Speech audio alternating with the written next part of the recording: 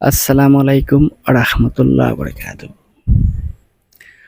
আপনারা ফেসবুক পেজে কাজ করতে আগত ভাবতে হবে। আপনি হন হতা হন বিষয় নিয়ে তুলে ধরবেন। হন বিষয় হন হতাগুলা তুলে ধরবেন। আপনি যদি আগত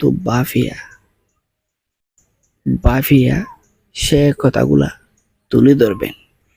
হ্যাঁ, কথাগুলা কি?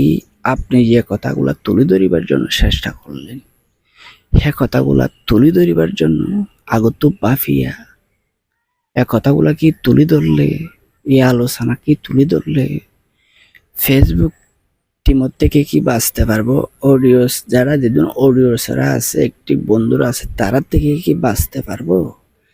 সেটা বাফি চিন্তি যখন একটা কাজের বিষয় নিয়ে তুলে ধরতে হবে। আপনি যদি এটা তুলে ধরতে পারেন, আগে পরে আপনারা কি সমস্যা হবে, কি সমস্যা হবে না, সেটা ভাবি চিন্তি আপনার থেকে কি করতে হবে, কাজ করতে হবে। দিন দিন ফেসবুক পেজে, দিন দিন ফেসবুক আইডিতে কঠিন হয়ে যাচ্ছে।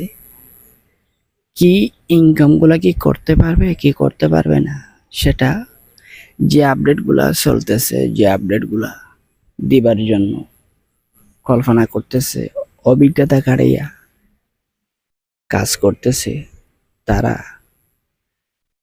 আপনারা যদি ভালো, যতদিন আপডেটগুলো শেষ হয় নাই এতদিন পর্যন্ত একটু ভাবি চিন্তে কাজ করবেন।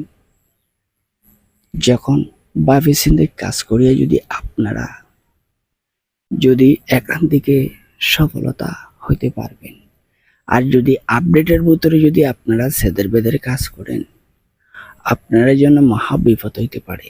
সেটা আমি আপনারাকে বলছি। সেটা হচ্ছে, আপনারা যখন একটা ফেসবুকের গাইডলাইন সম্পর্কে আলোচনা করছেন, ফেসবুক পেজের আপডেট সম্পর্কে আলোচনা করছেন, ফেসবুক পেজের নোটিফিকেশনের বিষয় নিয়ে আলোচনা করছেন, ফেসবুক পেজের ডলারের বিষয় নিয়ে আলোচনা করছেন, ঠিক আছে?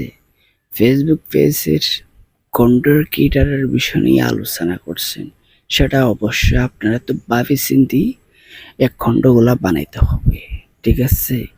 আপনারা যারা না ভাবে কাজ করে, এতার জন্য কত বড় একটা সমস্যা হতে পারে আপনারা জানেন, জানেন না, সেজন্য বলতেছিলাম